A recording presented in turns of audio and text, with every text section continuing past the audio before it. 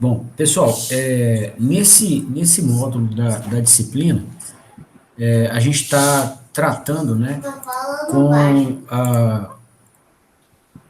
os controladores utilizados nas soluções mecatrônicas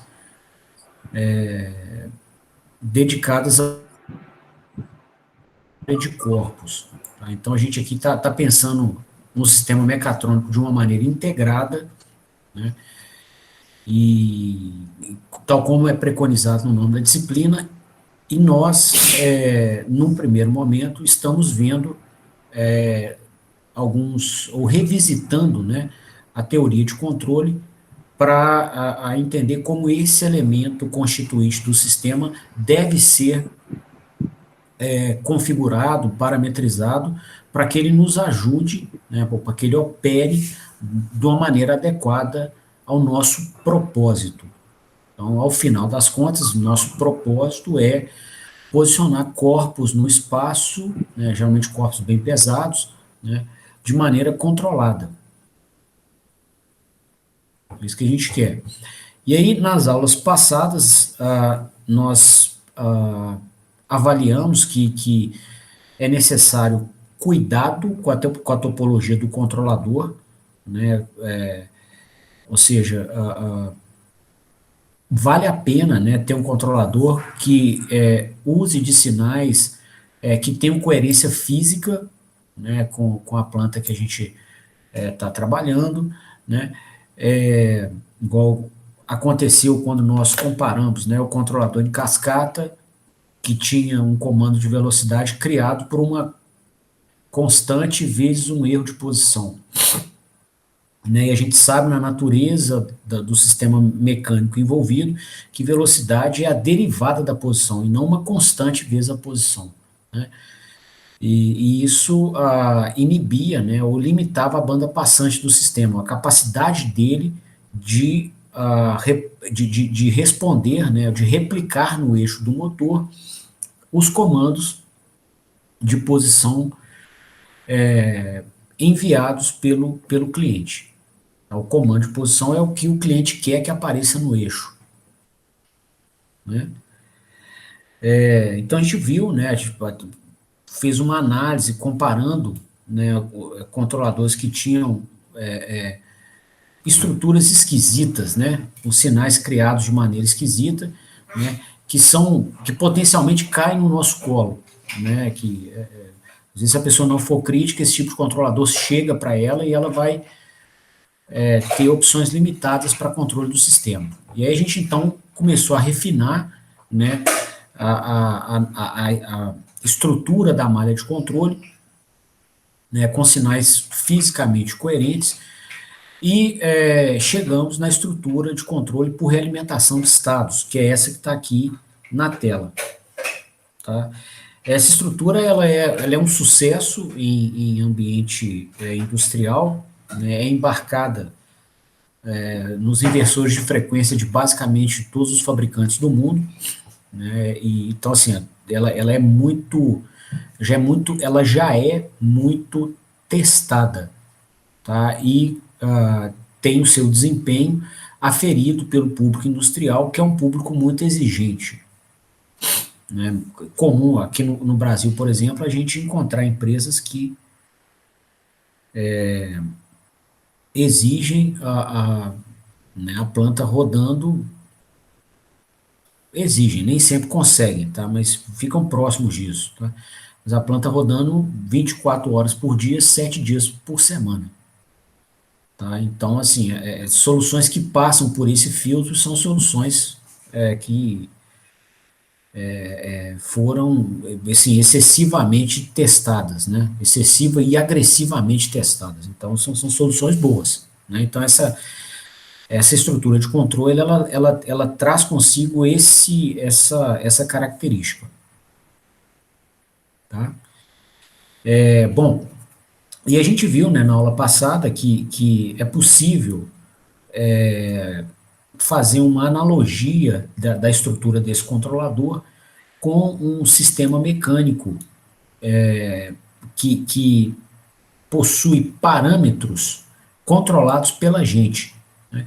Então, esse controlador, essencialmente, ele produz o comando de torque, que vai ser replicado no eixo da máquina, no eixo mecânico, né, pelo inversor e pela máquina, que aparece no eixo mecânico, está aqui do lado, e ele reproduz esse comando, desculpa, ele sintetiza esse comando pela soma dos comandos de torque dos três compensadores. Então, o primeiro deles, né, um comando de torque que nasce a partir de uma constante vezes o erro de velocidade, né? Então, esse compensador faz as vezes de um acoplamento hidráulico instalado, que já até mostrou a aula passada, entre um eixo virtual, um eixo mecânico virtual, que é esse eixo em vermelho, que tem aqui as trajetórias mecânicas que o cliente deseja, né, o que o cliente deseja, nós estamos representando com um asterisco. Então é como se tivesse um eixo mecânico imaginário, virtual, com essas trajetórias ideais, que são aquelas desejadas pelo cliente, e de alguma maneira o acionamento elétrico se comporta como esse sistema aqui, com o eixo mecânico virtual, um acoplamento viscoso desse eixo mecânico virtual, que é o vermelhinho, com o eixo mecânico real do acionamento, que é o preto, né? Além disso, né, esse sistema, né, o nosso acionamento mecatrônico, ele cria uma parcela de torque que é dado por uma constante vezes um erro de posição, né? Então, na natureza, quem que cria torque ou força, né, por um deslocamento ou uma variação de posição? Molas. Então, é como se a gente tivesse aqui uma mola de torção, né, instalada entre o eixo virtual e o eixo real da máquina. Tá? E aí, quando há diferença na posição angular do eixo virtual, que é aquela que o cliente quer, para o eixo real, a mola promove torque. Tá? Aquela está escondidinha aqui no meio do desenho, essa aqui em verde. Ó. E essa constante de mola é controlada por software. É um parâmetro de um inversor de frequência que você escolhe. Tá? É como se fosse uma mola com a constante elástica que você quer, né, e controlada por software. E a terceira parcela do torque, né, que o acionamento imprime ao eixo mecânico, ela é criada por um ganho vezes a integral do erro de posição. Então, aí não há um análogo de um equipamento mecânico que faça isso, tá? Então, você tem equipamentos que promovem torque ou força, né, por diferença de velocidade entre um fluido e uma estrutura qualquer, ou equipamentos que promovem torque, né, por torção de uma mola, né, igual carrinho de fricção, né, você puxa ele para trás, você tem uma mola de torção que armazena energia, você solta e o carrinho vai embora. Ela converte energia potencial elástica em energia cinética. Tá? Agora, não tem assim um equipamento mecânico que promova torque, igual nesse caso aqui, pela ação sobre um sinal de integral de posição. Tá? Então, aqui, aí já não tem um análogo mecânico. Uma impedância mecânica qualquer, um elemento ativo qualquer que promova torque por essa interação aqui da integral do comando de posição com a própria posição real do eixo. Ok? Então, esse foi o final da nossa aula, né? Onde a gente fez a analogia com esses ganhos. E hoje eu queria trabalhar com vocês com critérios de projeto para os compensadores. Tá? Então,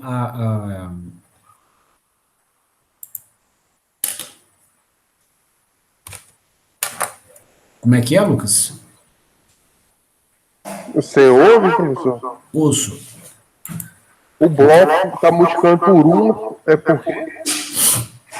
Esse bloco que multiplica por 1, ele representa aqui os elementos do sistema mecatrônico instalados entre o comando de torque, que está aqui no software do controlador, e o torque eletromagnético, que vai aparecer no eixo mecânico. Tá? Então, esse bloco aqui, ele condensa em si o conversor eletrônico de potência, inversor de frequência, por exemplo, e a máquina elétrica.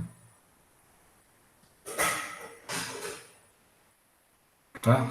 Como é um sistema, né, como esses dois elementos estão instalados aqui em uma malha mais interna da solução, eles têm que ter banda passante infinita, né, quando vistos aqui pelas malhas mais externas. Então, quer dizer o seguinte, o que chega de comando de torque da malha mais externa tem que aparecer no eixo. Tá? Então, alguém que faça isso é alguém que tenha banda passante infinita, né, ou que tenha ganho unitário. Ou seja, o que chega, ele multiplica por 1 e põe na saída. Então, essa que é a ideia física aqui. Então, e aí a gente destaca, né, assim, pô, mas você vai colocar um negócio que é uma multiplicação por 1, para quê, né? Então, o motivo é o quê? Para a gente não esquecer que tem equipamentos de potência aqui instalados no meio do caminho. Tá? Então, assim, considerando que a solução aqui tem muitos equipamentos, parte deles está no software de controle, a outra parte está no mundo elétrico de potência, a outra parte está no mundo mecânico.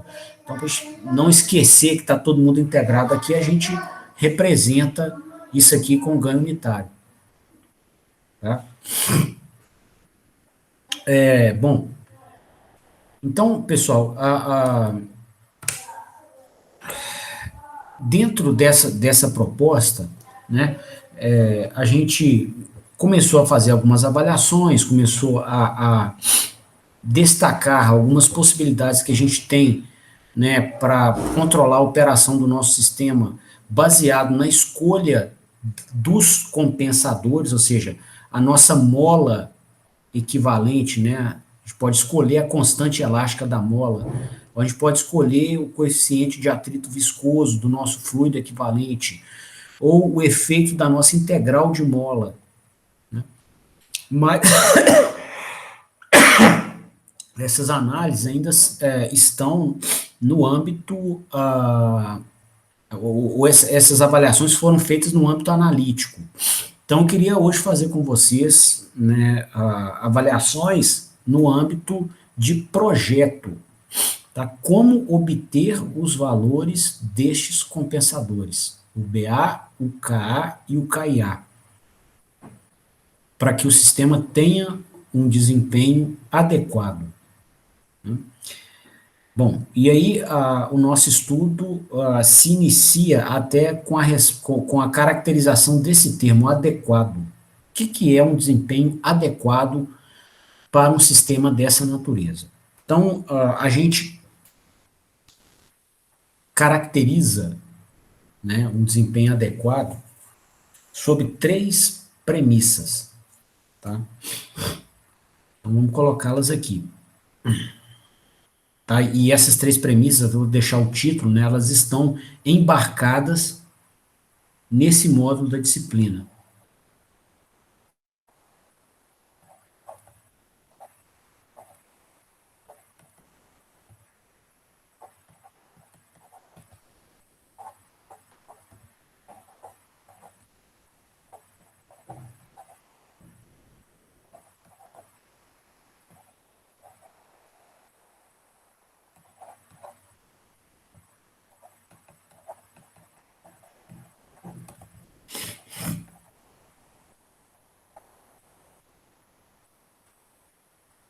Então, projeto de sintonia dos compensadores. Tá? Então, ao final, a gente vai querer saber, vai querer calcular o valor do ganho proporcional que atua ali na malha, o associado, né, ao erro de posição, o valor do ganho proporcional, né, que atua junto ao erro de velocidade, ou associado ao erro de velocidade, e o valor do ganho de integral de posição. Tá? Bom, então a gente vai projetar esses ganhos mediante três premissas.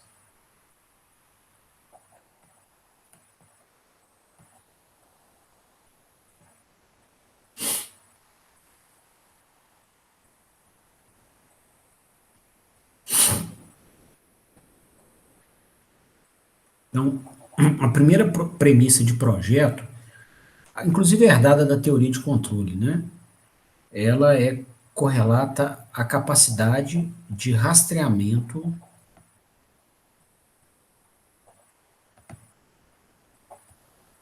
de trajetória.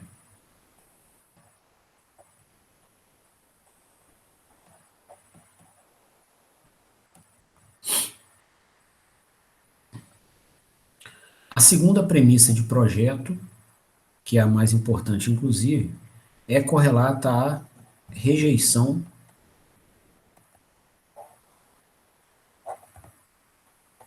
de carga.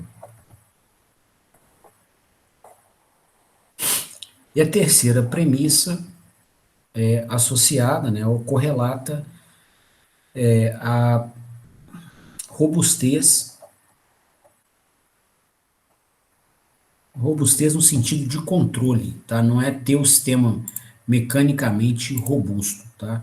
A robustez aqui ela tem um outro significado, é a capacidade de manter o comportamento dinâmico do nosso sistema, mesmo quando os parâmetros mecânicos da planta variem, mudem por algum motivo, tá? Ou seja, mesmo quando o momento de inércia ou quando o atrito viscoso de rolamentos se alterar, você ainda assim não perde o desempenho dinâmico que você projetou, tá? Isso é relevante porque você imagina assim, plantas, por exemplo, rodando 24 horas, e às vezes por um dia a equipe de manutenção não fez a lubrificação adequada de rolamentos, tá? E aí, o rolamento ainda está lá, o coeficiente de atrito viscoso dele mudou alguma coisa, mas ele não está danificado, né? E aí, não convém que se perca todo o ajuste feito, ou todo o projeto do sistema de controle, né, feito para que a planta tenha um desempenho dinâmico adequado, tá? Enfim, então, isso é robustez. Bom, então a gente vai calcular os ganhos mediante esses três critérios e o projeto, pessoal, ele é recursivo. Então nós vamos começar com a primeira premissa de projeto, né? E dela nós vamos produzir três valores para os compensadores. Então daqui já vai sair, né? O cálculo do KA, do BA e do KIA. Aí nós passaremos para o segundo critério, que é a rejeição de carga. Tá? E vão sair novos valores para KA, KIA, KA, BA e KIA. Tá? E aí a gente vai, com esses três valores, revisitar o primeiro critério e ver se atende. Se não atender, a gente ajusta novamente, revisita o segundo critério, vê se atende a rejeição de carga, né? Caso atenda, a gente para ali. Caso não atenda, a gente continua, né, fazendo o projeto de maneira recursiva até achar um conjunto de valores para esses ganhos que atendam os dois critérios simultaneamente. Ok? Então, é até interessante a gente conversar disso, né? Vocês estão quase formando, e por vezes em projeto, a gente obviamente tenta otimizar o tempo, não ter retrabalho, mas é comum que na fase de projeto você tenha atividades recursivas, né? Você faz e volta para ir refinando o projeto. Né? Isso de tudo ainda é uma postura, né, que garante que você vai ter menos gasto do que se você tiver que refazer o sistema depois dele pronto. Tá? Em projeto, pelo menos, você perder alguma coisa, vai perder papel, né? O capital intelectual você não está perdendo, você só teve que revisitar, né, o projeto.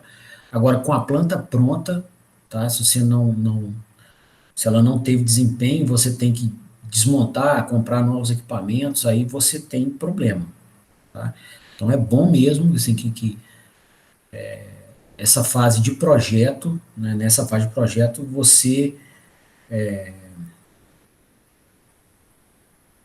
estresse, né, as suas análises, faça muita análise e recursiva, né, até você chegar ao melhor projeto possível, tá? Isso é um desenho um pouquinho diferente do que a gente vê, às vezes, na vida estudantil, né? Quando você tem exercícios. Exercício você começa do enunciado, acaba pronto, né? Você viu lá do seu melhor juízo, você chegou a uma resposta e beleza, ela acaba ali. Projeto não, você vai, faz uma vez, olhou, não atendeu bem uma premissa, você volta a ele, refaz, aí não atendeu bem a outra premissa, você refaz de novo, até você concluir. Tá? Isso não é um método de trabalho exótico na fase de projetos. Ok? Bom, então começando aqui, pessoal, a gente vai fazer um primeiro projeto de sintonia para atender rastreamento de trajetória.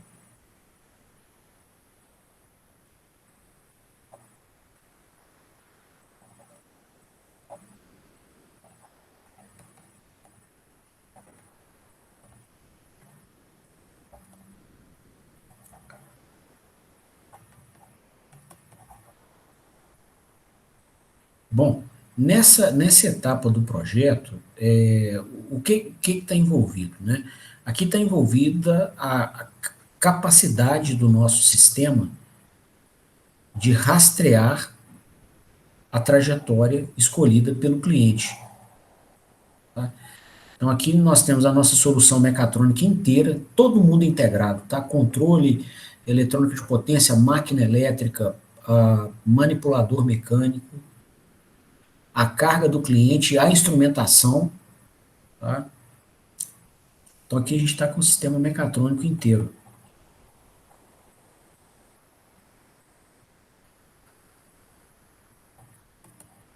Né? Esse sistema vai receber comandos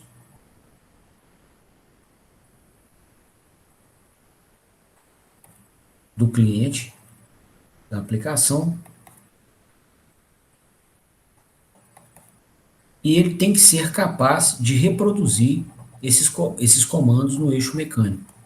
Então, né, o rastreamento de trajetória se refere à capacidade do nosso sistema de colocar no eixo mecânico a posição angular que o cliente pediu aqui na entrada do sistema, né, em cada instante de tempo. Não é só o valor final dela, não. É em cada instante de tempo. E, consequentemente, né, sintetizar na ponta de eixo mecânico a mesma velocidade angular que o cliente pediu na entrada do sistema, né? E, consequentemente, sintetizar na ponta de eixo mecânico a mesma aceleração angular que o cliente demandou na entrada do sistema. Tá? Então, o rastreamento de trajetória se refere a isso, a capacidade do sistema de replicar na sua saída as trajetórias mecânicas demandadas na sua entrada. Tá? Bom,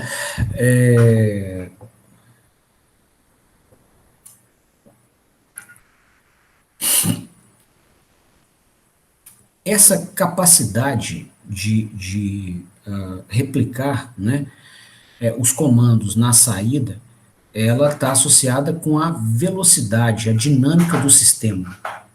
Né? Então, agora a gente comentou nas aulas passadas, nós teremos sinais aqui com uma determinada banda passante, e o sistema tem que ser suficientemente rápido para conseguir rastrear esses sinais, né, e aplicá-los aqui na saída do sistema.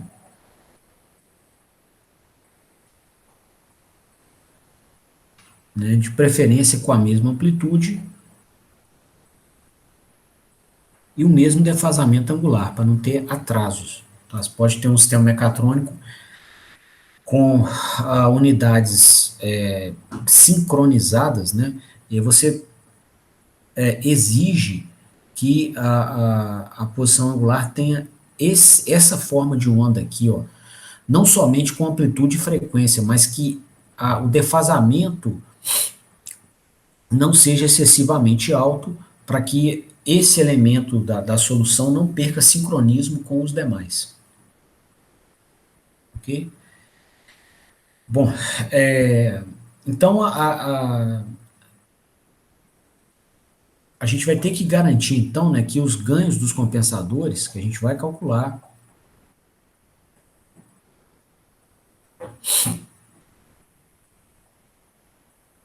confiram banda passante suficiente ao sistema e erro de trajetória baixos. Tá?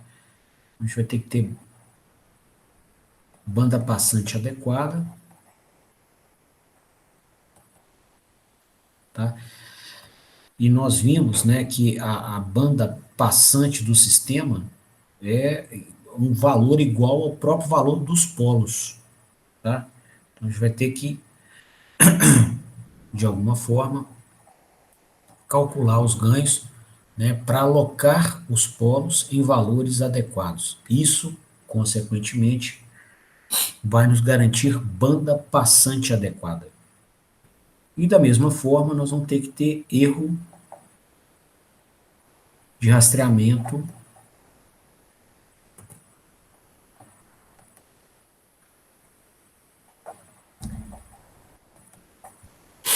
pequeno, tá? Isso é um sinal de pequena amplitude, né? Pequeno, grande, muito, são palavrinhas que a gente não gosta muito em projetos, né?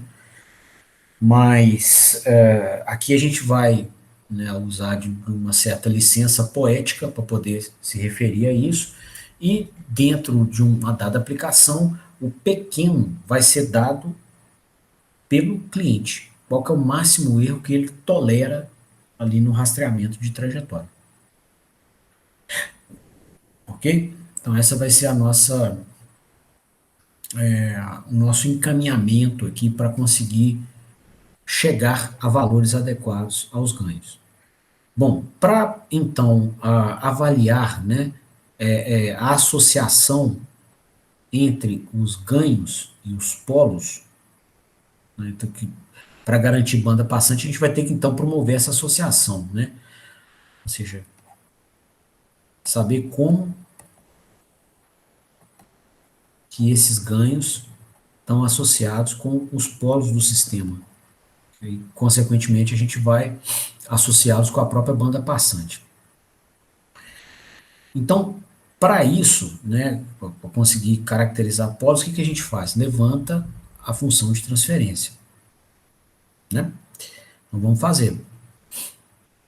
No caso aqui, o nosso sistema, né, ele tem, a gente está trabalhando com o controlador por realimentação de status, e ele tem essa característica aqui, ó, o controlador que a gente desenvolveu aula passada.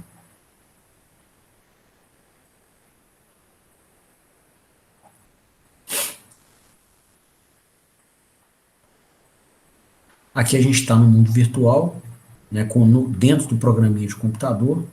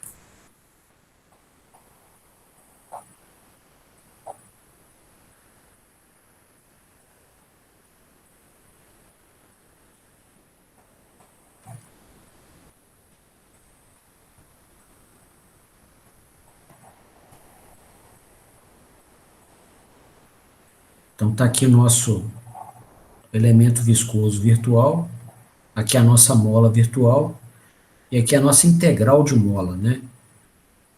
Então, aqui na entrada desse compensador aqui, a gente tem um erro de posição, a gente vai integrar ele, integrar no domínio da frequência dividido por S, e depois multiplicar pelo ganho de compensação, né? E aí, cada um desses três compensadores vai produzir um comando de torque na sua saída.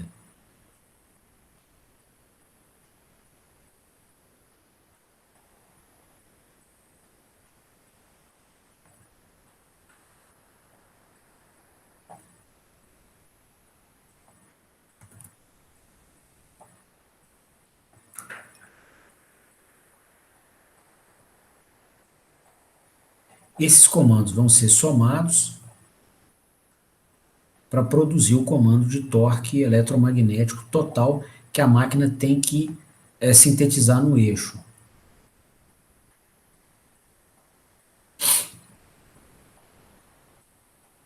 Né? Aqui, então, esse comando de torque, ele vai ser rastreado, né? Ou seja, alguém vai garantir que ele seja sintetizado aqui no eixo mecânico da máquina, né? Esse alguém ou esses sistemas, né, que vão garantir isso são um controlador de torque, um inversor de frequência ou um retificador controlado e a máquina elétrica. Tá? Como eles estão instalados, né, na parte mais interna da malha de controle, eles têm que ter banda passante infinita, né, quando vistos pelas malhas mais externas, que são essas azuis aqui. Ter banda passante infinita é ter ganho unitário, ou seja, o que chegou de comando em qualquer frequência ele reproduz na saída. Bom, aqui então a gente sai do mundo virtual e vai para o mundo real, na ponta de eixo da máquina, né, com o comando de torque do controlador efetivamente sintetizado na ponta de eixo. Né.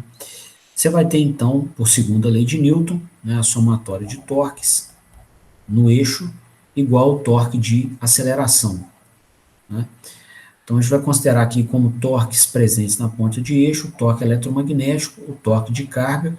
Hoje eu vou inserir um elemento a mais, que é o atrito viscoso de rolamentos ou mancais hidrodinâmicos. Né? Mesmo que a máquina esteja sem carga mecânica, você vai reparar que se você tirar a alimentação elétrica dela, né, e zerar o torque eletromagnético também, ela vai frenar. Né? Ali tem efeito do vento, claro, né, que está circulando no interior da máquina, mas também tem atrito dos rolamentos.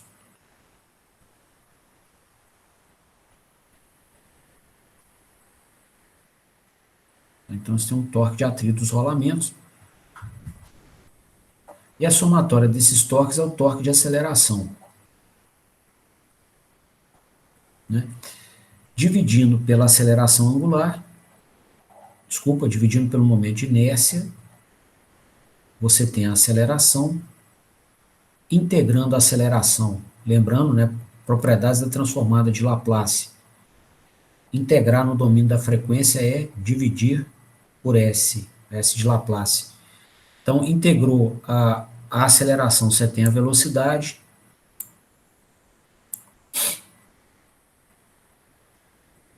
Integrou a velocidade, você tem a posição.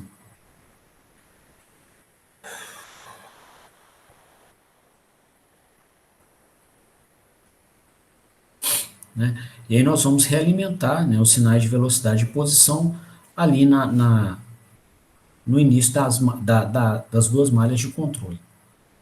Okay? Completando aqui, o torque de atrito viscoso de mancais hidrodinâmicos ou de rolamentos, ele é proporcional à velocidade, igual a gente fazia em máquinas, né? Nas simulações que a gente fazia da máquina elétrica. Tinha esse torque aqui de atrito viscoso. Bom, então, né, dentro desse mar de informações aqui, para a gente não se perder, né, eu gostaria de calcular os ganhos dos compensadores, o KA, o BA e o KIA, tá, em função dos polos, ou correlacionar isso com os polos da malha de controle.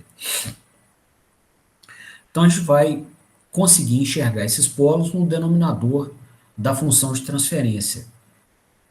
Qualquer função de transferência descrita aqui, né, entre uma dada entrada e uma dada saída, né, vai ter o mesmo denominador. Tá?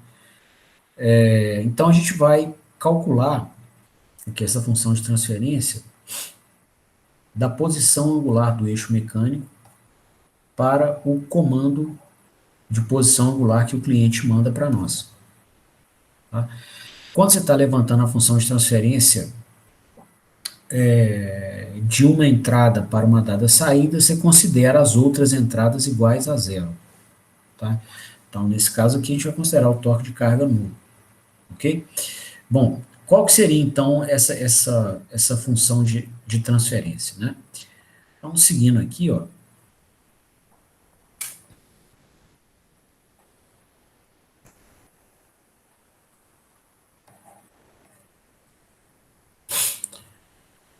essa posição angular, aqui, ó,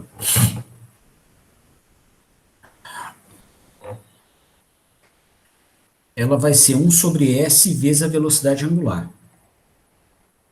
Né? Então, 1 sobre S vezes a velocidade angular. Qual que é a velocidade angular? Né? Aqui você tem um bloquinho realimentado, e a gente sabe da teoria de controle como levantar a função de transferência de um bloquinho desse de maneira bem conveniente. Né? Você tem. E essa maneira conveniente, inclusive, vale a pena saber de cor, tá? Porque ajuda muito, assim, você tem muita fluência para análise de sistemas, né, para modelagem de sistemas que envolvam controladores ou não, né? Então, se tiver um sistema realimentado com um ganho aqui no ramo direto e um ganho no ramo de realimentação.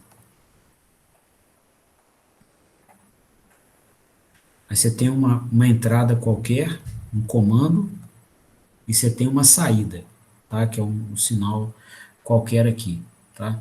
Então, a relação entre entrada e saída, inclusive a saída aqui pode ser um sinal de outra natureza física, tá? Então, a relação entre entrada e saída é G sobre 1 mais GH, tá? Então, colocando essa formulação nesse bloquinho marcado em verde, né, qual que é a função de transferência dele? Tá?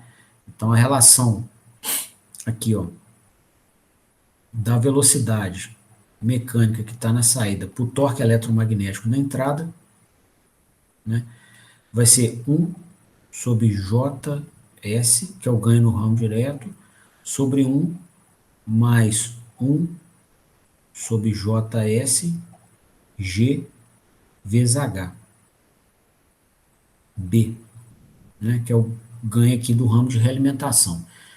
Então, multiplicando por JS em cima e embaixo, você vai ter 1 sobre JS mais B. Ok? Então, esse é o ganho aqui desse bloquinho que está marcado em verde. Então, a gente vai usar esse ganho na sequência aqui do levantamento da função de transferência do sistema como um todo. Né? Então, a posição vai ser 1 sobre S vezes a velocidade. Né? Então, a velocidade vale quanto? 1 sobre JS mais B vezes o torque eletromagnético. O torque eletromagnético, por sua vez, né, vai ser igual ao comando de torque que o controlador produziu, e ele é dado pela soma dessas três parcelas aqui, ó. Torque 1, torque eletromagnético 2 e torque eletromagnético 3.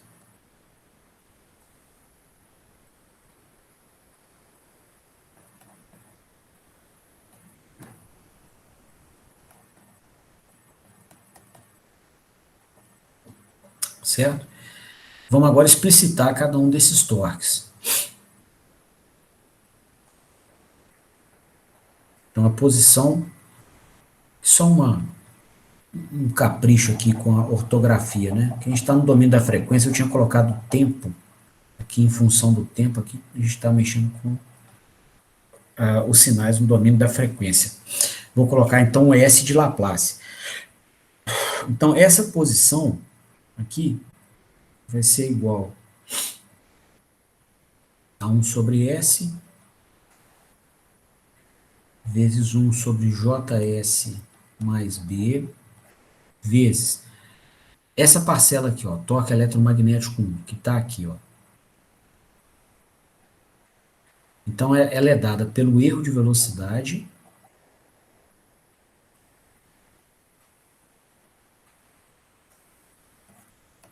vezes BA. Tá vendo? O erro de velocidade aqui vezes BA. Mais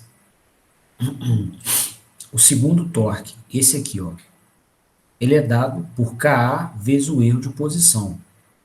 Então vamos escrever aqui, ó.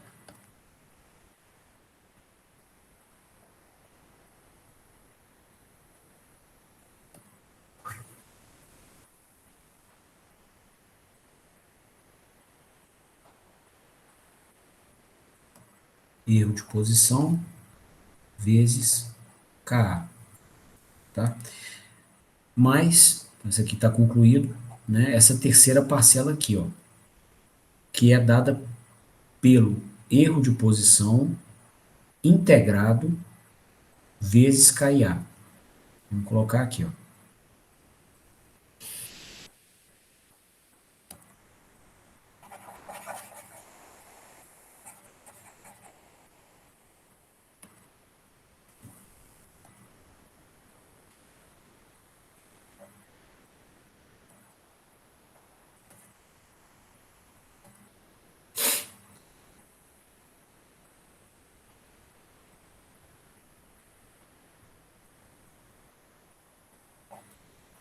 Ok?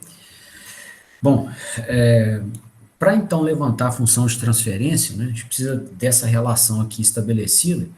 Então eu vou isolar de um dos lados da igualdade a posição e do outro lado da igualdade o comando de posição do cliente. Tá? E depois a gente promove a relação entre eles. Tá?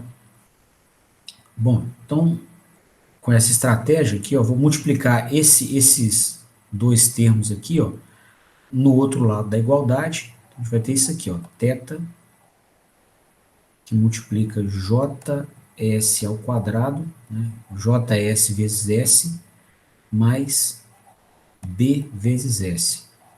B vezes S, passei multiplicando para o outro lado da igualdade.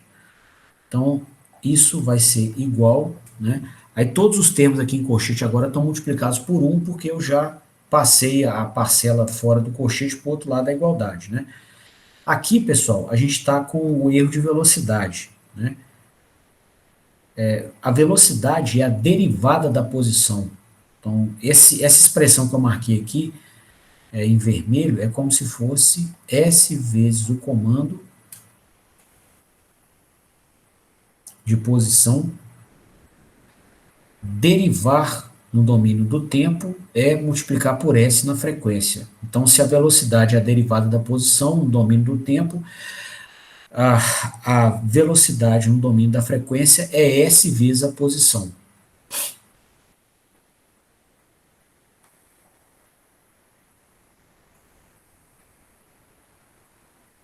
Ok? Então, vamos replicar isso aqui embaixo. Ó. Você tem S vezes o comando posição, menos S vezes a própria posição, isso tudo vezes BA, e agora as últimas duas parcelas aqui, ó.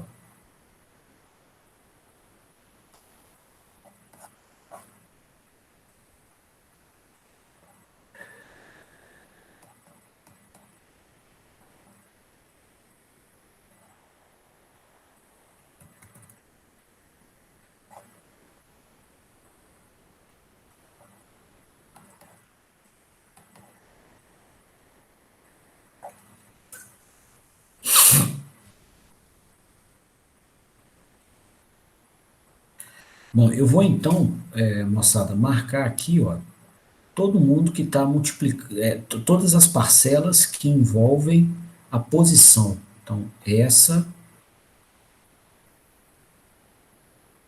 essa, e jogar as três para o primeiro lado da igualdade. Ok? Nós vamos ter o seguinte, ó.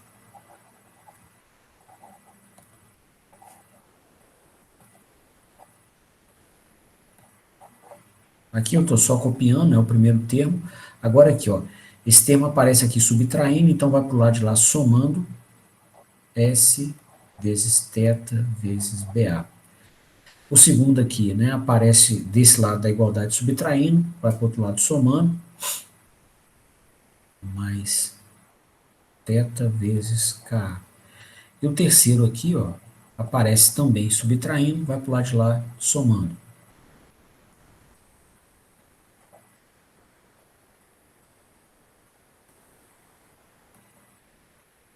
Ok? Agora os termos do outro lado da igualdade são os que envolvem o comando de posição. A gente vai ter S vezes o comando de posição vezes BA,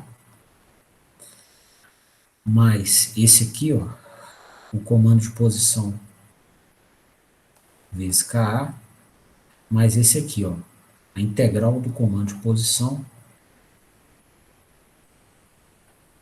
vezes KA. Certo? Bom, então, agora só agrupando termos, né? Você tem aqui, ó, JS ao quadrado, né? As parcelas que multiplicam S a primeira, né? Vão ser essas aqui, ó.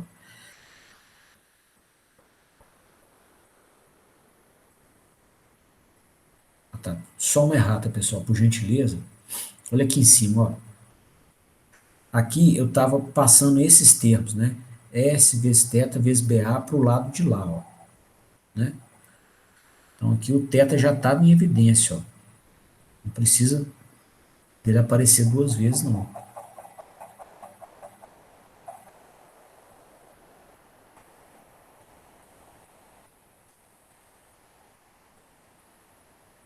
Então aqui você vai ter S vezes θ vezes BA, que é exatamente essa parcela aqui, ó. Né? S vezes BA vezes θ. Então tá aqui. Aqui também, né? Foi pro lado de lá KA vezes θ. Tá vendo? Então KA aqui vezes o θ que está fora do colchete. E também foi, né, para o outro lado da igualdade a integral de θ, integral de θ vezes KA. Né? Então tá aqui.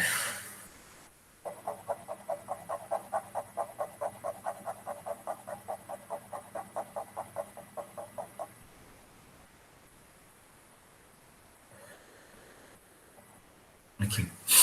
Ok? Então aqui, ó, agrupando termos, né? Você tem os termos multiplicados por S a primeira, você tem S vezes B mais BA.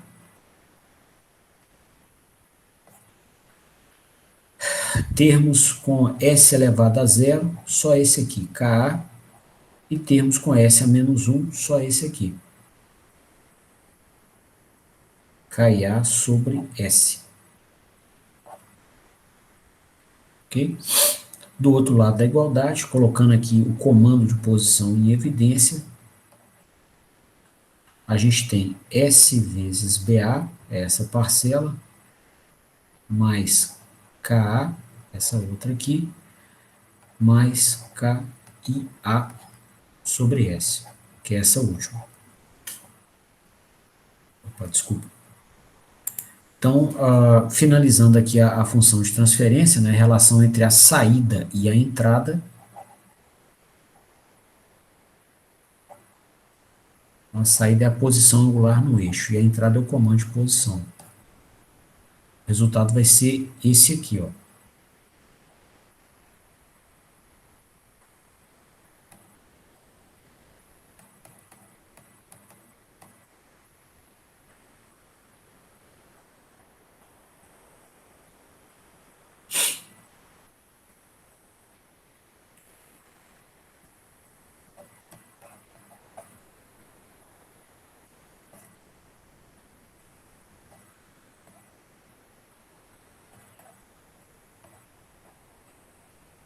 certo? Então, aqui a gente tem a função de transferência do sistema, considerando o comando de trajetória, né, e a trajetória que efetivamente aparece no eixo mecânico.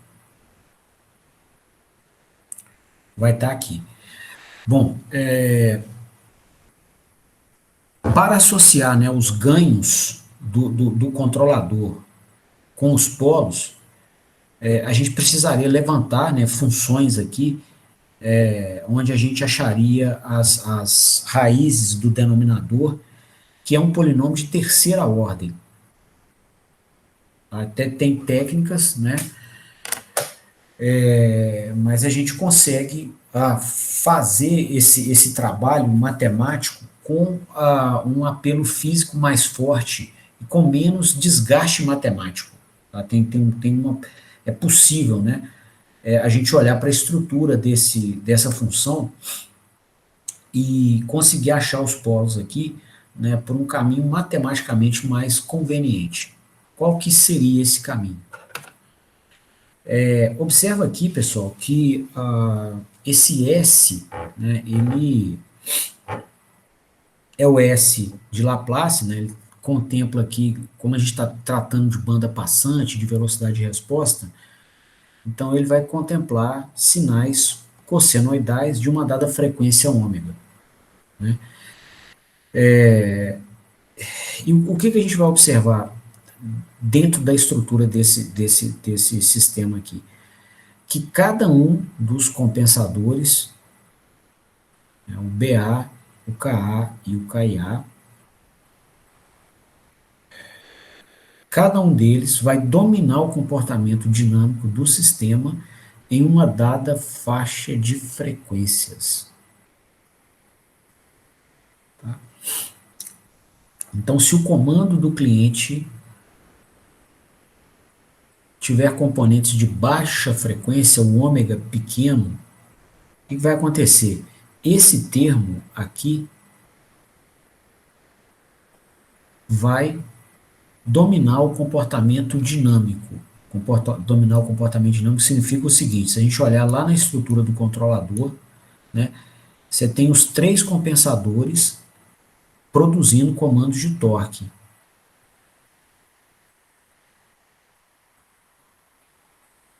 O maior dentre os três, em baixa frequência, seguramente vai ser esse aqui, ó. Porque se a frequência for baixa, a frequência do comando aqui for baixa, né, esse S aqui vai ser pequeno, né, essa divisão aqui, essa relação KA sobre S fica grande. Então, para um mesmo erro de posição que é aplicado aos outros compensadores, né, você vai observar que a saída desse compensador é muito maior do que a dos outros dois. Tá? Então, em baixa frequência, é como se ele sozinho produzisse todo o comando de torque sintetizado pelo controlador. Tá? Bom, da mesma forma, né, fazendo a análise em extremos, né? Ou não, vamos passo a passo aqui. Então, vamos anotar isso aqui para deixar nosso memorial de cálculo todo feito.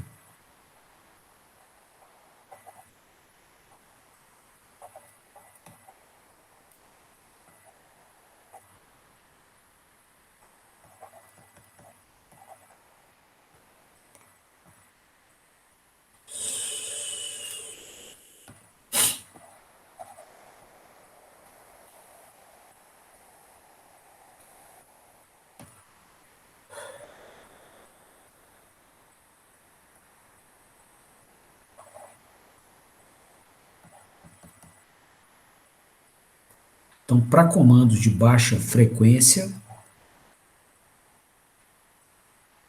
você pode dizer que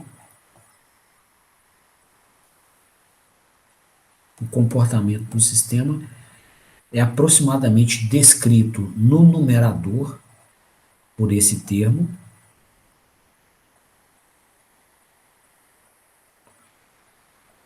e no denominador pelo mesmo termo.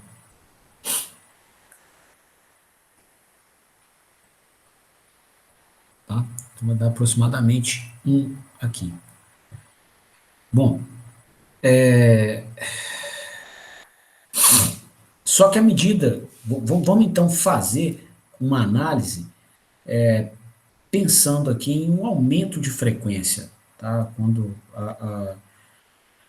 a gente partir das frequências mais baixas até as frequências mais altas. E vamos ver quem domina, qual compensador domina o comportamento do sistema, ou seja, qual compensador é o maior responsável pela produção do comando de torque em cada faixa de frequências.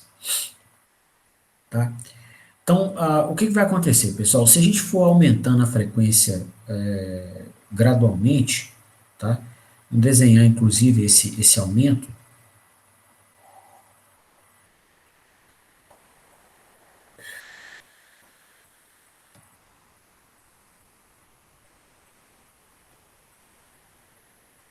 Tá?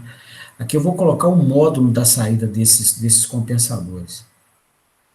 Então, aqui, ó, né, a partir do momento que a gente vai aumentando a frequência, tá? Eu vou escrever, eu vou desenhar isso aqui em escala logarítmica, tá?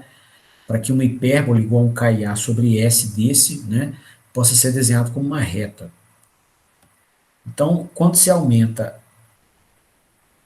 o S, né, o KA sobre S vai caindo cada vez mais. Vai chegar um ponto, né, um dado valor de frequência, né, e o exercício nosso está nessa linha, a gente vai aumentar a frequência gradualmente e ver qual dos compensadores domina o comportamento em cada faixa de frequências. Então, vai chegar um certo valor de frequência que esse compensador, que é o Ka,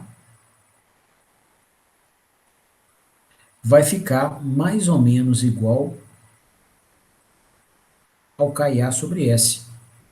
Né? E aí, se a gente continuar aumentando a frequência, o Ka sobre S fica irrisório, né? Fica pequenininho, e o Ka vai dominar o comportamento dinâmico, ou seja, ele vai ser tão maior que os demais que basicamente todo o comando de torque que o controlador produz vai ser sintetizado por ele.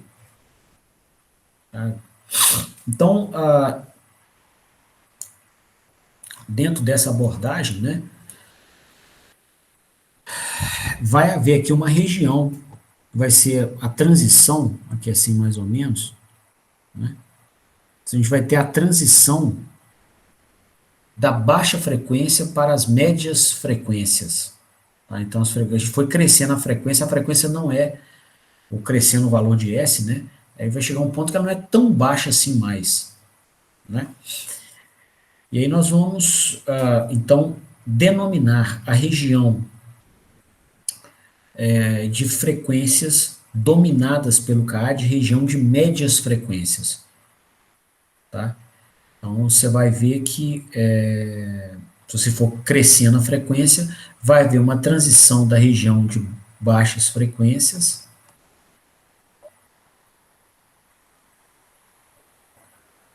para uma região de médias frequências.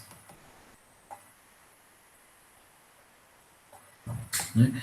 E na transição das duas, aqui assim, né, os dois compensadores produzem comandos de torque mais ou menos iguais. Ó. Você não tem um muito maior do que o outro. Ok? Então, o que você pode dizer aqui? Que na transição, aqui a gente fez baixas, na transição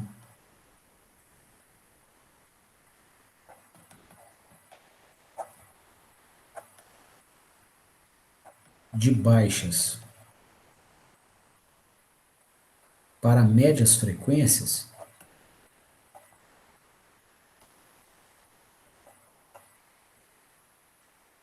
o comportamento dinâmico do sistema, né, que está aqui descrito pela sua função de transferência, ele pode ser aproximado por essa expressão aqui, ó.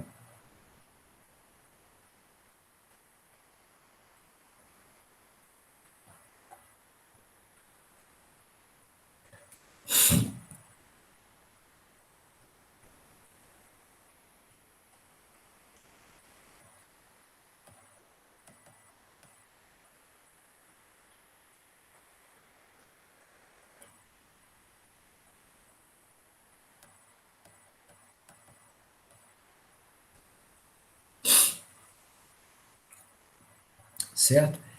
Bom, e dentro dessa expressão é possível a gente caracterizar um polo, tá? Então, se a gente achar o valor de S que faz com que esse denominador seja zero, a gente vai ter um dos polos, né? Vamos então achar esse valor, tá? E aqui a gente já vai ter a parte da nossa missão concluída, que foi, inclusive, falada no início dessa análise. A gente está tentando associar os polos com os ganhos do compensador, ou dos compensadores, né? Para depois, então, calcular valores dos compensadores que forcem os polos a ficar nos níveis que nós precisamos para se ter rastreamento de trajetória, certo? Então aqui, ó,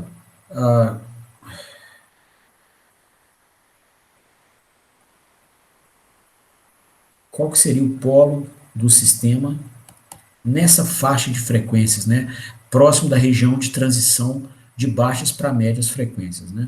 Então seria o valor de S que faz com que o polinômio do denominador seja zero.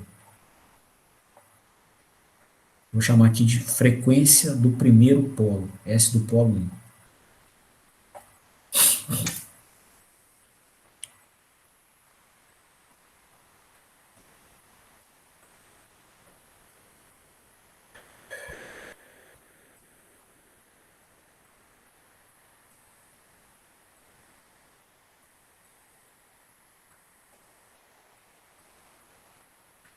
A gente vai deixar essa expressão aqui emoldurada, nós vamos voltar a ela no projeto, né? E ela está dizendo o seguinte, ó, se de alguma maneira a gente tiver o valor do Ka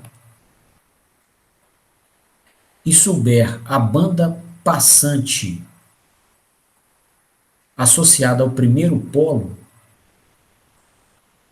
a gente consegue chegar no valor de Ka. Esse primeiro polo, pessoal, se vocês olharem, né, ele está aqui, ó, né, dentro do nosso diagrama de frequências, ele está caracterizado, o valor de frequência que vai estar exatamente na transição das baixas para as médias frequências, né, onde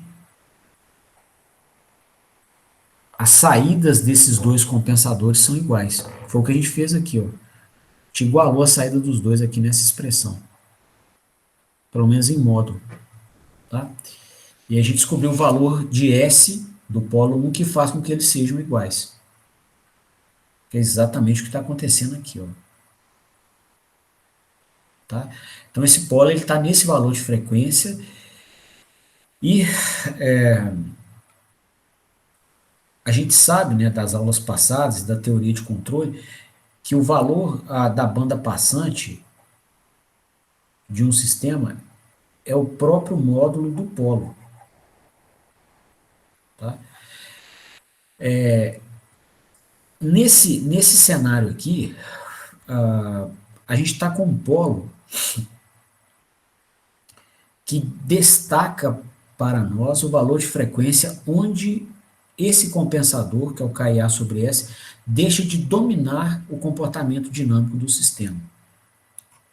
Então, ele convém, então, né, analisar o diagrama de blocos para ver, para poder atribuir um sentido físico, né, a esse elemento matemático que é o polo, né, esse primeiro polo aqui.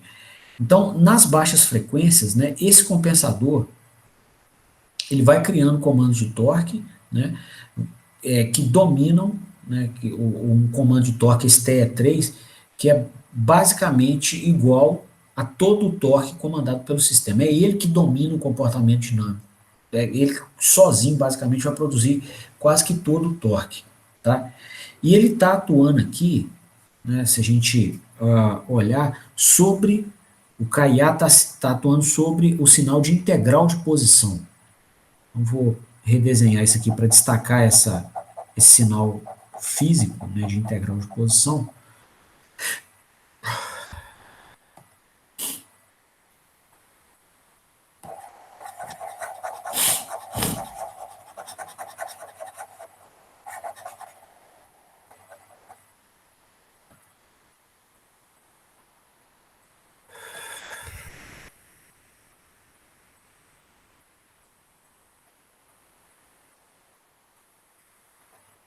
Então, integral.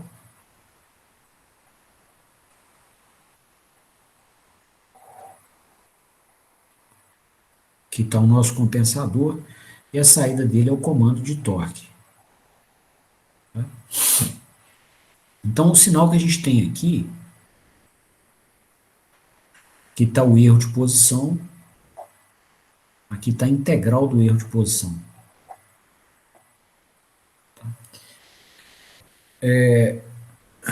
Que são sinais de frequência mais baixa. Né? Então, esse sistema vai dominar o comportamento, desculpa, esse compensador vai dominar o comportamento do sistema para os comandos de frequência mais baixas de todas, que são os comandos de integral de posição. Né? Como a gente conversou na semana passada, os comandos de velocidade têm a frequência mais alta, maior banda passante, né? E os de integral de posição têm a frequência mais baixa. Né? Então, se a gente caracterizar aqui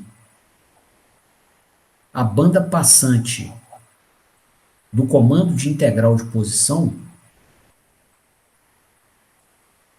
a gente pode destacar esse compensador, tá, para produzir os comandos de torque até a frequência associada a essa banda passante. Aqui. Ok? Já que esse compensador é responsável por rastrear os comandos de posição de menor frequência, e esses comandos, né, os comandos de trajetória de menor frequência, e esses comandos vão ser exatamente os comandos de integral de posição, então a gente pode ver o seguinte, ó, o cliente vai me passar o comando dele, eu posso então, pelo comando dele, saber a banda passante associada àquele comando, e aí destacar, né, o primeiro polo do sistema, ou o primeiro dos compensadores, para rastrear sinais que tenham frequências menores ou iguais ao comando de integral de posição. Tá? Então a gente pode alocar o primeiro polo para que ele coincida com a banda passante do sinal de integral de posição. Tá? Então isso vai ser a nossa forma, né, de obter esse polo aqui. Ok? Bom,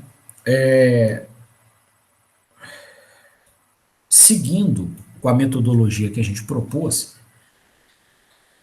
a gente estava então avaliando quem dominaria o comportamento dinâmico do sistema, aumentando-se a frequência. A gente está fazendo uma varredura em frequência. Então agora, né, se você continuar aumentando aqui o valor de S, tá? O que vai acontecer aqui? Essa parcela S vezes B mais BA, né, e S vezes BA, ela vai ficando cada vez maior. Né? Para frequências baixas, né, essa parcela é pequenininha, então ela pouco contribui para o comportamento do sistema. Só que se o S for aumentando, essa parcela cresce, ela é proporcional ao S. E aí vai chegar um ponto, né, que ela fica da mesma ordem de grandeza do BA. Desculpa, do KA.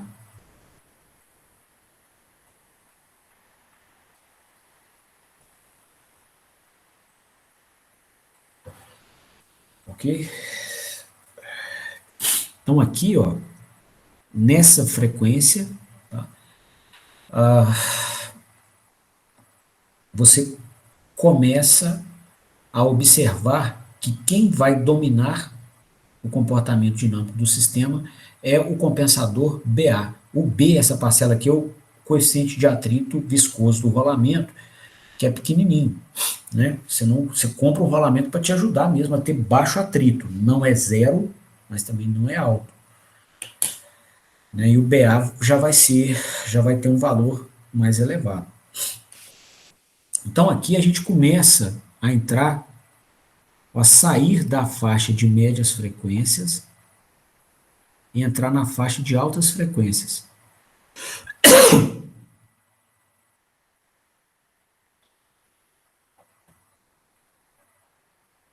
Tá? E aí, pessoal, deixando aqui, né, explícito, no nosso memorial de cálculo aqui, ó, na região de médias frequências, não mais na transição, mas na região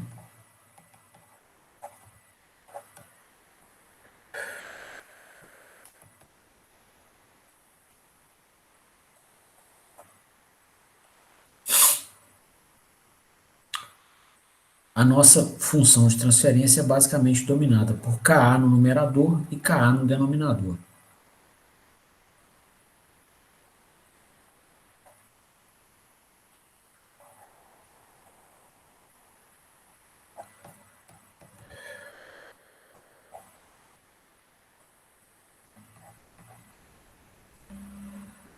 Certo? Aqui foi só um registro, né? Seguindo com a ideia que a gente estava abordando há pouco, né? Na transição das médias para as altas frequências, né? Esses dois termos se equivalem em valor, o Ka e o B mais BA vezes S. Os dois estão aqui, né? Os dois estão aqui no denominador, aqui no numerador eles são quase iguais, né? Salvo a diferença do B, que é pequenininho, você tem S vezes BA. Então, na transição das médias para as altas frequências, você tem esses dois termos dominando o numerador e esses dois termos dominando o denominador.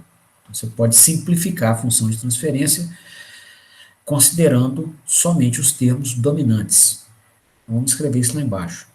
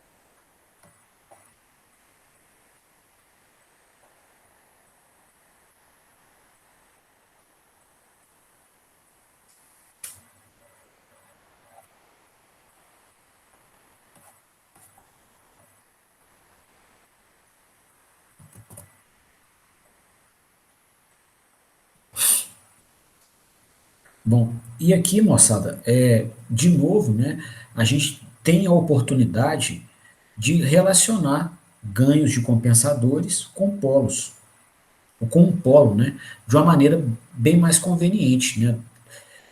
Você observa aqui que se a gente achar, né, o valor de S que zera aqui o denominador, você vai ter o polo. Então, esse valor do polo, nós vamos mostrar, nós vamos escolher ele. E aí, então, nós conseguiremos associar ou calcular os ganhos que façam com que esse polo fique no valor que a gente quer. Tá? Então, colocando essa ideia aqui explícita, né, eu vou replicar aqui o denominador e escolher um valor de polo, um valor de S associado a um segundo polo, que faça com que esse denominador seja zero. Tá? Então, esse valor de S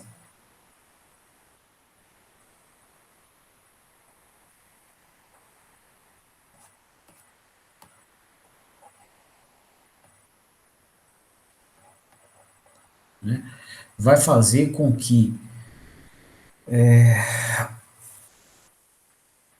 o comando desse compensador fique basicamente igual ao comando do Ka. É isso que a gente está observando aqui. Né?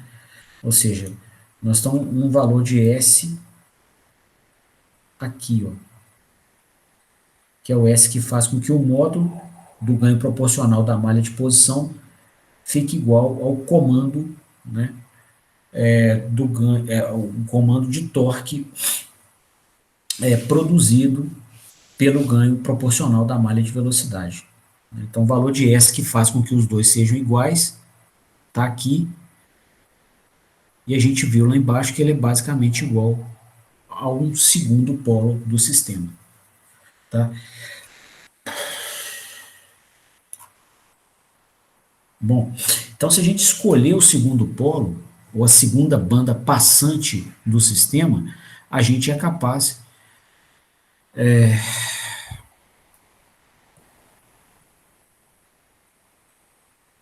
de calcular um novo ganho no sistema, digamos o próprio Ka aqui. Ó. Se a gente soubesse o Ba e associasse esse segundo polo a uma segunda banda passante para o sistema, a gente chega no Ka. Né? O Ba a gente não sabe ainda, então vamos ter que avançar aqui no projeto para conseguir obtê-lo. O segundo polo, por sua vez, tem como a gente saber, esse já é possível. Né? Então a gente observa aqui o seguinte, nesse ponto da análise, né, a gente está aqui, ó, considerando que a gente está na transição das médias frequências, ou seja, nas médias frequências, nós teremos aqui basicamente todo o comando de torque sintetizado por esse compensador. Então, dentre os três compensadores, a saída desse aqui é muito maior do que a dos outros dois, esse e esse. Tá? Então, é como se ele dominasse o comportamento. E aí, isso prevalece até chegar um valor de frequência onde esse compensador aqui passa a produzir um comando de torque muito maior do que os demais. Tá? Observe que aqui a gente está com, né, esse compensador, ele trabalha sobre o erro de velocidade, e se a gente olhar com calma aqui, nós podemos falar o seguinte, ó, né,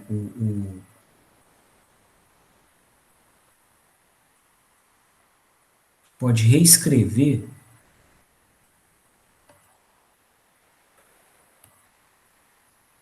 o erro de velocidade como sendo a derivada do erro de posição.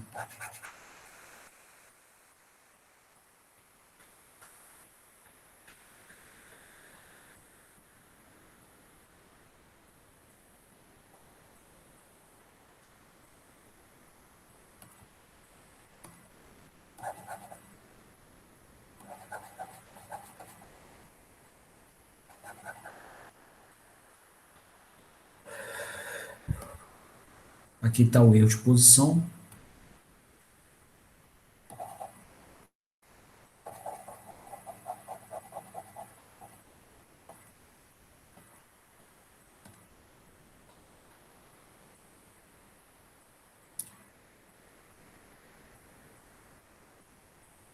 Então é como se a gente estivesse tomando aqui, né, a derivada do erro de posição para virar o erro de velocidade.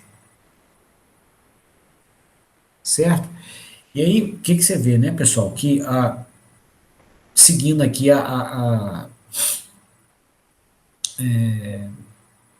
metodologia que a gente propôs para análise, a gente está aumentando a frequência, né? Então, se você aumentar a frequência, aqui, ó, vai chegar um ponto que esse comando de torque aqui, que vai ser dado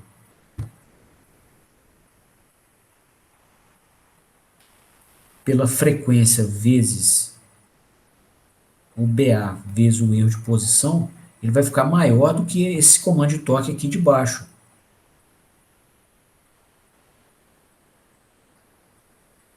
Que vai ser o Ka vezes o próprio erro de posição. Né? Chega a um valor de frequência que o S está tão grande que ele garante, né, que o primeiro comando de torque seja maior do que o segundo. Né? Então, o domínio do comportamento dinâmico pelo Ka vai se dar, né, até o momento que esse comando de torque, TA2, começa a empatar com o TA1. Bom, o Ka, né, ele está atuando sobre o erro de posição.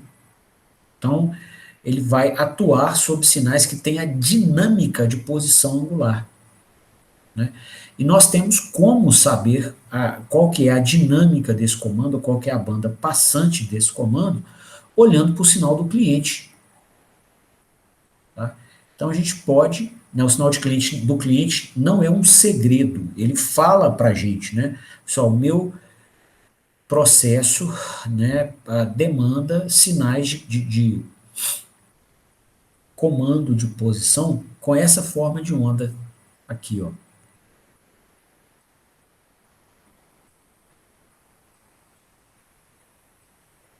Um misturador, por exemplo, tipo uma máquina de lavar roupa, tá? E aí você tem aqui, por exemplo, isso feito um ciclo desse a cada 2 segundos, com uma dada amplitude. Então, daqui, nós vamos ver depois, né, como fazer, mas daqui você tem como extrair a banda passante do sinal.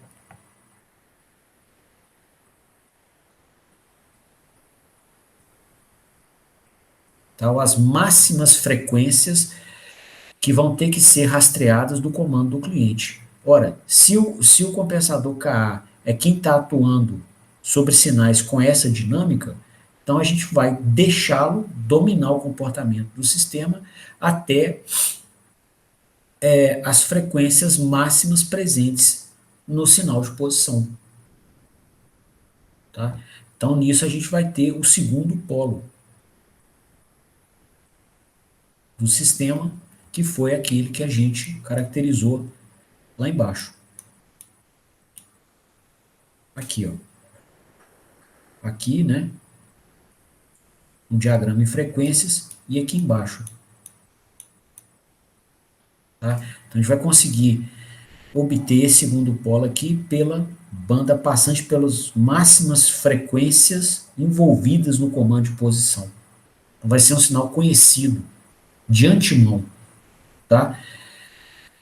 Porém, a gente ainda tem aqui duas incógnitas, que é o ganho proporcional de posição e o derivativo de posição, ou proporcional de velocidade. Tá? Então vamos continuar aumentando a frequência para ver se a gente consegue obter um dos dois. Se a gente continuar aumentando as frequências, o que, que nós observaremos? Né? Vai chegar um momento, né, para frequências altas, né, que a parcela que vai dominar o denominador vai ser essa aqui, ó, JS ao quadrado. Vai ficar, como o S está ao quadrado, né, você vai aumentando o S, ela fica maior do que as outras parcelas. E no numerador, né, quem vai continuar dominando o comportamento dinâmico vai ser S vezes BA. Tá? Então você vai observar aqui o seguinte, ó, se a gente for desenhar aqui no nosso diagrama de frequências, né, os termos do denominador, igual a gente está fazendo, em altíssimas frequências, vamos usar esse nome aqui, quem domina o comportamento dinâmico, tá, vai ser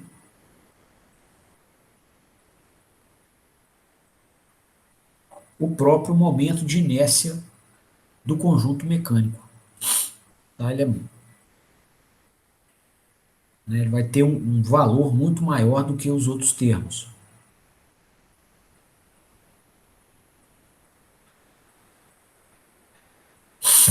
E vai ter um ponto, né, aqui nessa análise em frequências,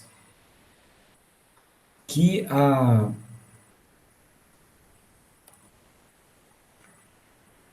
você vai observar aqui, né, um encontro, um valor de frequências, onde a gente vai ter um nível aproximadamente igual, né,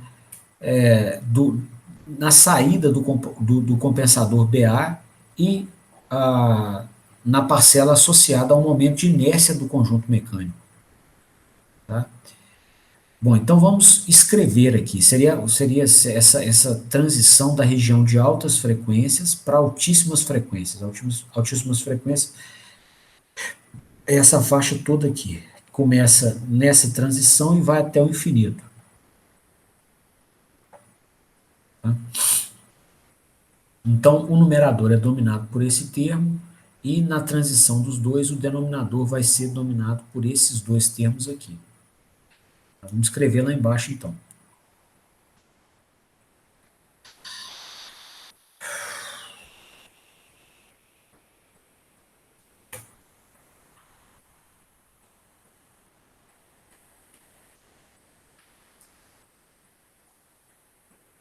Então, completando o descritivo, tá? Então, ainda na região de de altas frequências,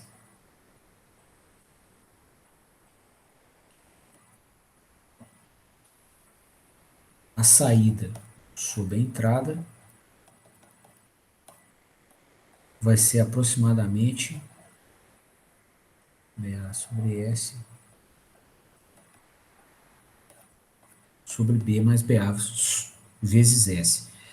Como o B é pequeno, tá?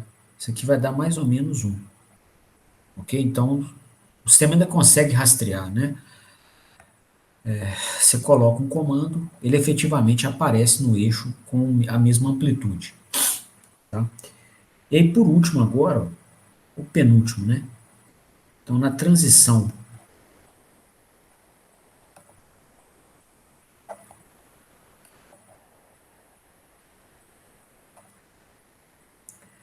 de altas para altíssimas frequências,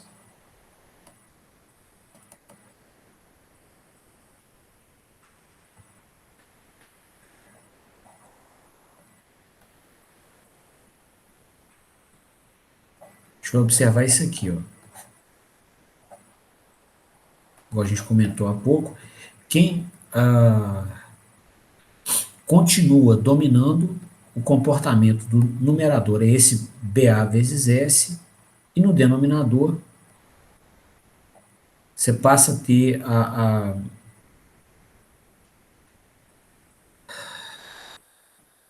a saída do compensador, B mais BA vezes, do compensador BA, né, da mesma ordem de grandeza do termo associado aqui ao momento de inércia, tá, o JS ao quadrado. A gente pode, então, encontrar aqui um polo, o polo que o sistema vai ter nessa faixa de frequências, né? Seria o valor de S, um terceiro polo, que faz com que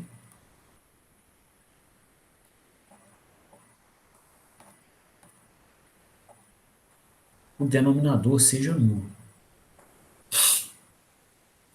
Né? Simplificando aqui, esse S ao quadrado com S, você vai ter o seguinte, ó.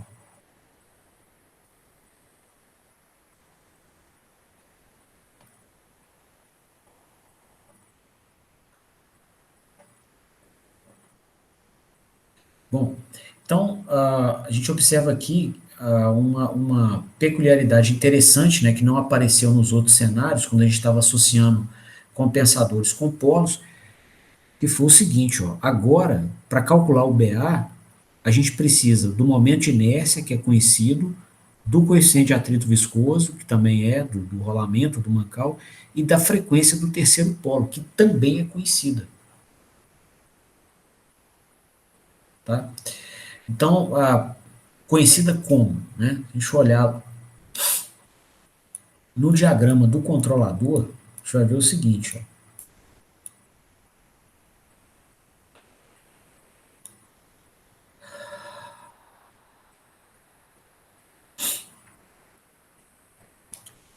Esse termo aqui, ele vai dominar o comportamento dinâmico do sistema, tá?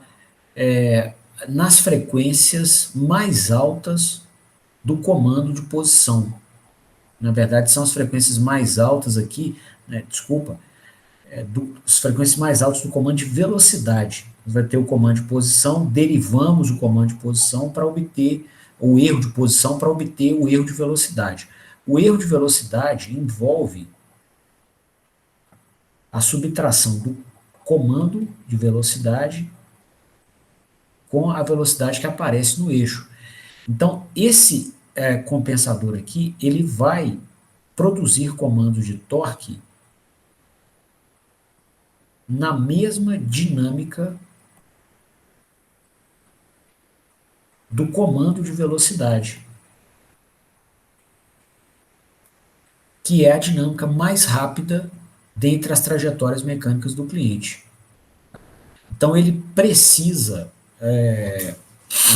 ser capaz, né, de produzir comandos de torque de valores adequados, né, até a faixa de frequências que os comandos de velocidade aparecem.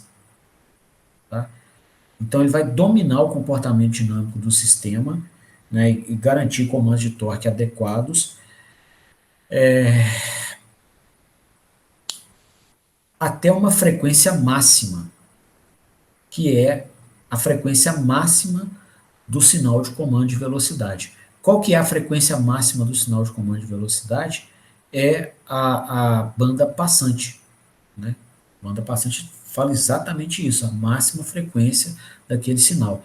Então, nós vamos associar aqui o terceiro polo com a banda passante do comando de velocidade do cliente. Né? Ou seja, na frequência do terceiro polo, a gente ainda tem, é uma das últimas frequências onde ainda se tem o domínio dinâmico do sistema creditado a esse compensador. Tá? Então, nós vamos fazer com que ele domine o comportamento dinâmico do sistema até o ponto onde seja necessário, até o nível de frequência necessário para se rastrear o comando do cliente. Tá? Bom, para garantir isso, né, esse comportamento, vocês observam que eu estou até falando aqui em associação. Ó. O polo está associado à banda passante, o primeiro polo associado à banda passante de integral de posição. O segundo polo associado à banda passante do comando de posição. E o terceiro polo associado ao comando de velocidade. Não igual, associado. Né? Agora a gente vai efetivamente determinar valores para eles. Né?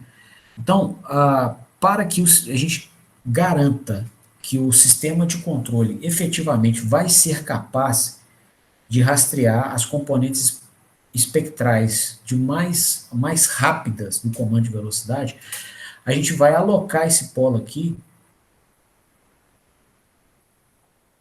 como sendo 10 vezes maior do que a banda passante do comando de velocidade do cliente. Tá? Aí você tem a garantia que você tem um sistema apto, efetivamente, a criar comandos de torque capazes de rastrear o comando do cliente. Tá? A banda passante do cliente é 10 vezes mais rápida, é 10 vezes maior do que a frequência. Desculpa, pessoal. A banda passante do sistema de controle é 10 vezes maior do que a banda passante do comando do cliente. Então, com certeza, o sistema consegue rastrear o comando do cliente. Ele consegue rastrear frequências até 10 vezes maiores. Tá? Então, nós vamos fazer isso. O segundo polo, a mesma história. Nós vamos colocar o segundo polo apto a rastrear, né,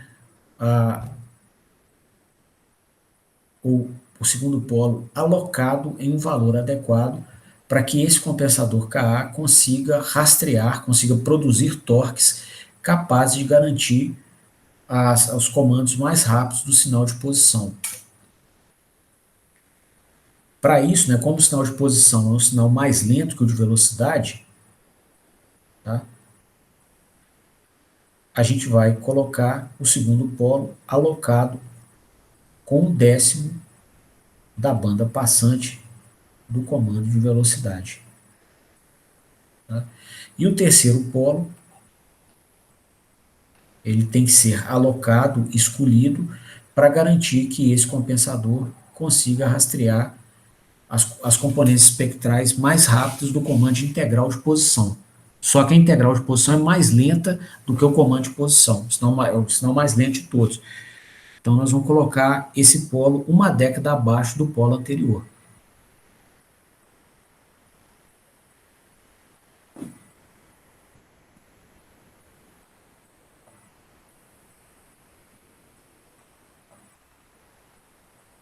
Tá?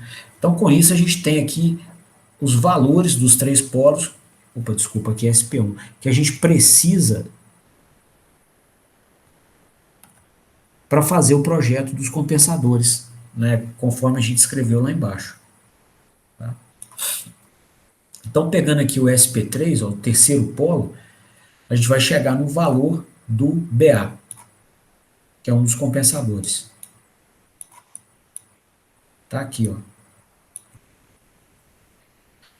Então, daqui, ó,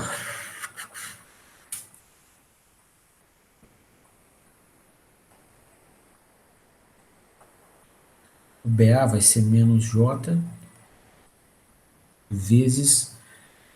Aqui o polo, né, por ser estável, o polo tem que ser negativo, né? Então, você vai ter menos 1 vezes a banda passante, tá?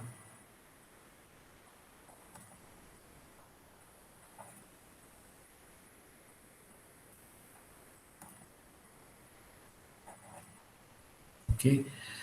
Daqui, então, a gente calculou o primeiro compensador, apto a rastrear a trajetória do sistema.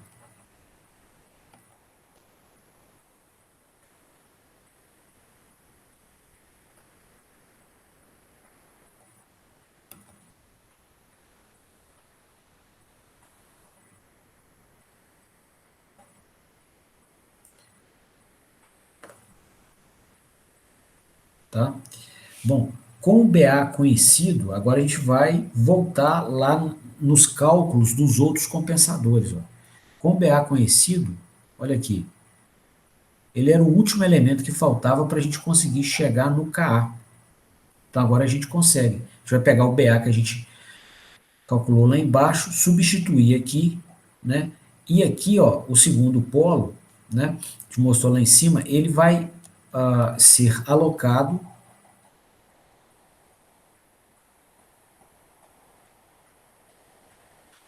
uma década abaixo do terceiro polo, tá? Para garantir que o compensador Ka seja responsável por rastrear as maiores componentes espectrais do comando de posição. Então esse SP2 vai, como a gente mostrou lá em cima, ele tem 1/10, desculpa,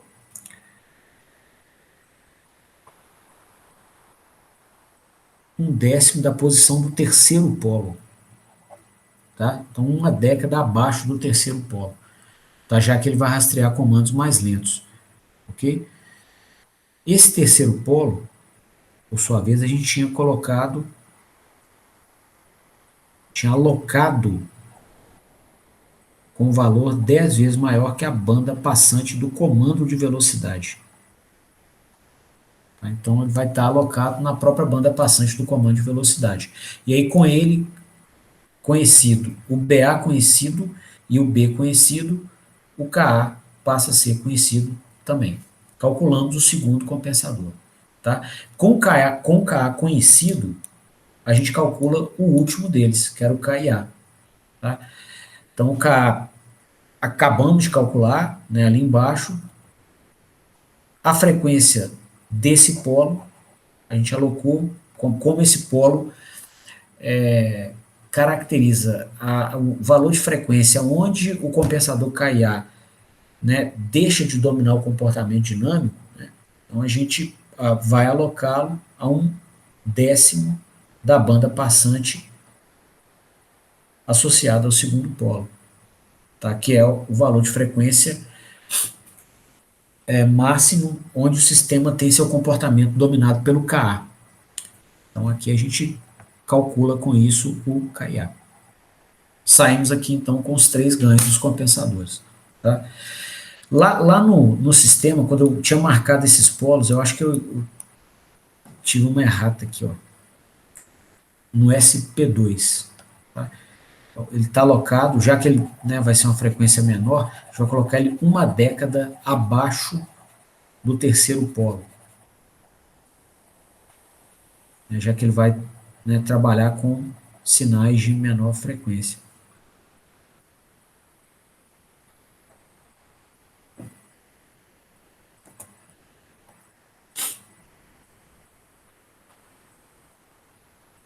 Ok? Bom, pessoal, então com isso a gente tem aqui o primeiro critério para sintonia, para cálculo dos ganhos dos compensadores. Se vocês olharem aqui, né, no final das contas, ó, a missão era calcular o KA, o KIA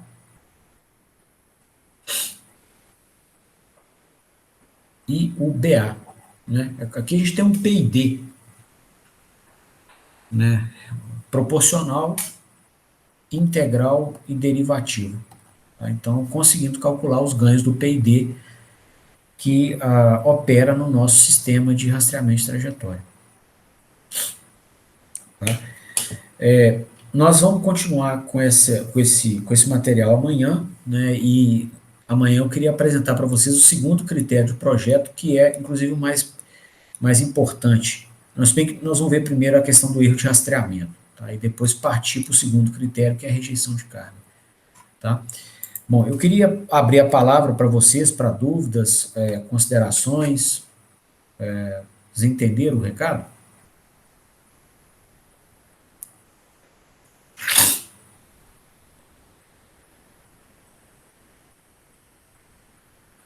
Então tá.